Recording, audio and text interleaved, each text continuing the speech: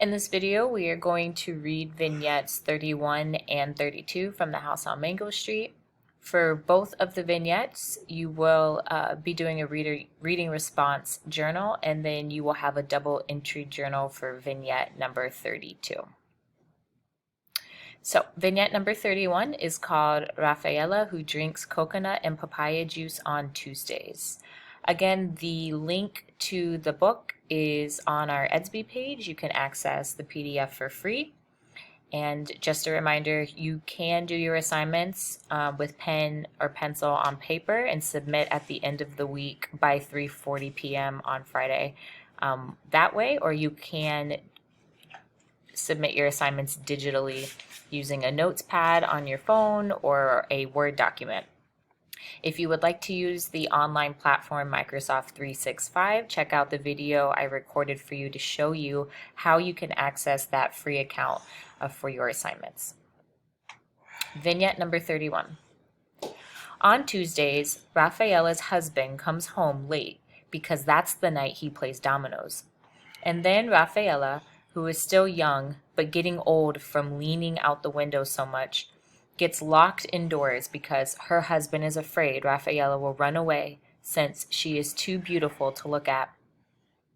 Rafaela leans out the window and leans on her elbow and dreams her hair is like Rapunzel.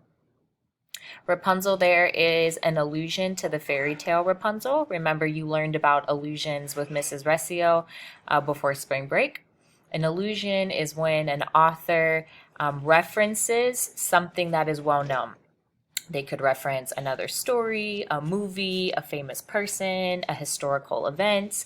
In this case, the author is alluding to a fairy tale story about Rapunzel. Remember, Rapunzel is stuck in a tower and she has really long hair that she can throw out her window, and someone can climb up her hair to get up to the tower.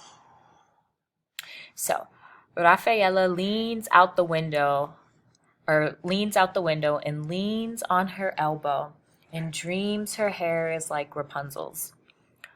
On the corner, there is music from the bar, and Rafaela wishes she could go there and dance before she gets old.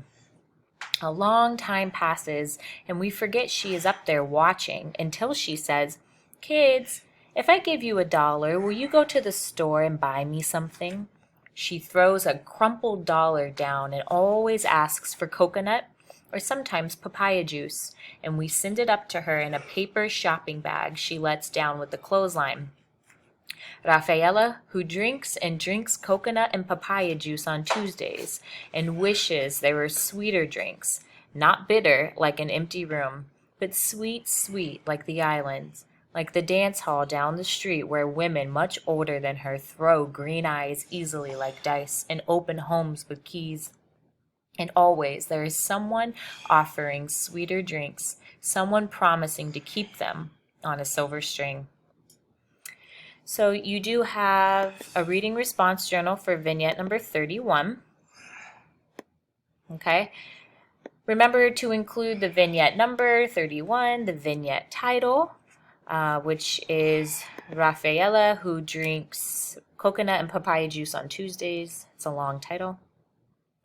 You want to include other details such as the setting, the characters, plot summary. Don't forget your connection that you're making. And then there's a few questions here. Please make sure that you are using text evidence and complete sentences when answering these questions, okay? Just don't write number 1 in your answer. First question, explain the title. Who is Rafaela? Why does she drink those juices? And why only on Tuesdays? Okay. Number 2, what do Rafaela and Mamacita have in common? Remember, she is from the vignette number 30, no speak English. Okay, how are these two women similar? What do they have in common? And then again, how are they different? Number 3, what does Rafaela dream of? Okay. My suggestion is that you pause this video now so that you can answer these questions for your reading response journal. And then when you are ready to move on to vignette number 32, you can go ahead and unpause this video.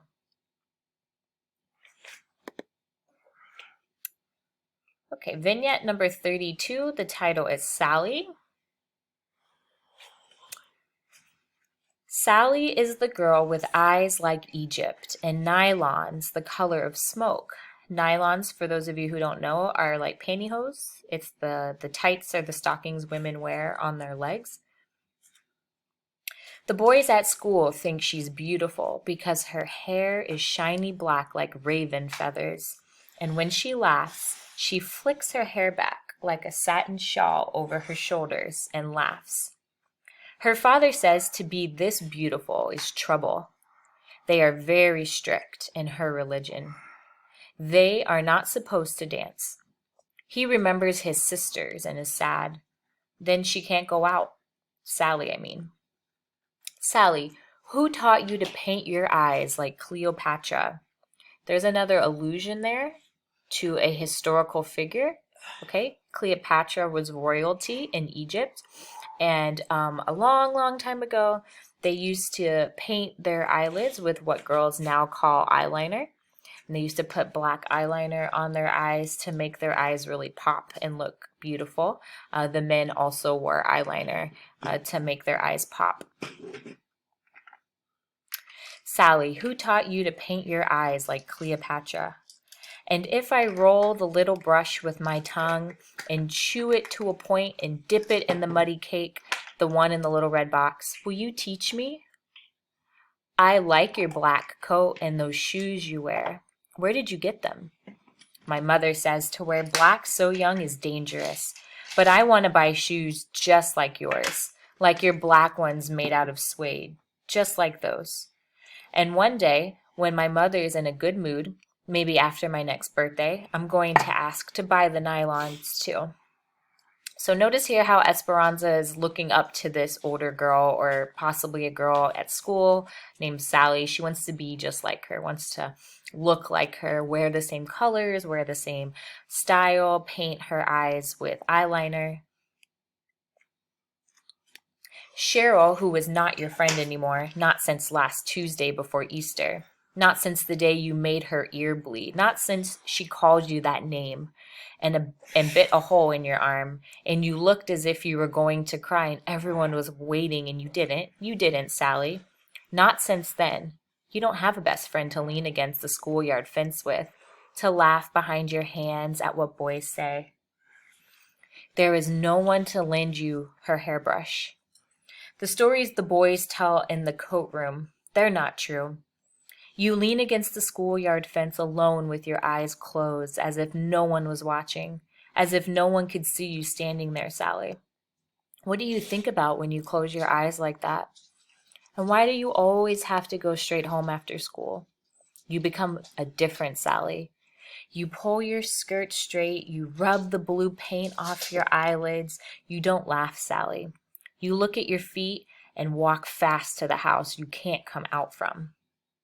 Sally, do you sometimes wish you didn't have to go home? Do you wish your feet would one day keep walking and take you far away from Mango Street? Far away, and maybe your feet would stop in front of a house, a nice one with flowers and a big window and steps for you to climb up 2 by 2 upstairs to where a room is waiting for you. And if you opened the little window latch and gave it a shove, the windows would swing open, all the sky would come in. There'd be no nosy neighbors watching, no motorcycles and cars, no sheets and towels and laundry, only trees and more trees and plenty of blue sky. And you could laugh, Sally. You could go to sleep and wake up and never have to think who likes and doesn't like you. You could close your eyes and you wouldn't have to worry what people said because you never belonged here anyway. And nobody could make you sad and nobody would think you're strange because you like to dream and dream. And no one could yell at you if they saw you out in the dark leaning against a car, leaning against somebody without someone thinking you are bad, without somebody saying it is wrong, without the whole world waiting for you to make a mistake, when all you wanted, Sally, was to love and to love and to love and to love, and no one could call that crazy. So notice that Esperanza isn't really talking to Sally in this vignette. She is in her mind imagining a conversation they would be having She's kind of promising her something for her future. I wonder if Esperanza kind of wishes she had a similar future as well. Maybe this house where nobody would bother her and she could be by herself and really do whatever she wanted without being judged by other kids or other adults. So there is vignette number 32 for you. Here are your reflection questions. Again, remember you want to use complete sentences here and evidence from the vignette to support your answer. First question, who is Sally and how does Esperanza feel about her? Question 2, what is Sally's relationship with her father? Question 3, how does Sally change when she walks home from school? Question 4, what does Esperanza think Sally wants? Do you agree and why? Number 5, why do you think Esperanza feels so connected to Sally? Okay. At this time, I would pause this video because I'm about to show you your double entry journal.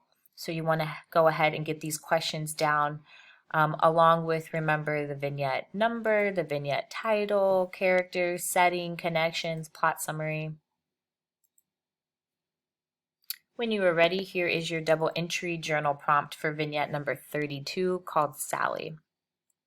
Remember, you want to make sure that you list the page number and the vignette title with your evidence, okay? So whatever page you're pulling from the online book, make sure you include that evidence. You want your commentary to have complete sentences, otherwise you will not receive credit. So remember, the double entry journal looks like a T-chart. On the left side, you're going to list the evidence you're using from the novella to support your answer on the right side. That will be your commentary. On the right side, you are going to be answering this question. Is Sally lying if she is one type of person at home and another person at school? Kind of explain your reasoning there. Is she lying? Why do you think she is? Why do you think she's not? And then which is the true Sally, the one at school or the one at home? Okay, so there is your assignment for today, two vignettes with one double entry journal and then 2 reading response. Again, you can work at your own pace. Remember that these are going to be due on Friday by 3:40 p.m. for a grade towards quarter 4.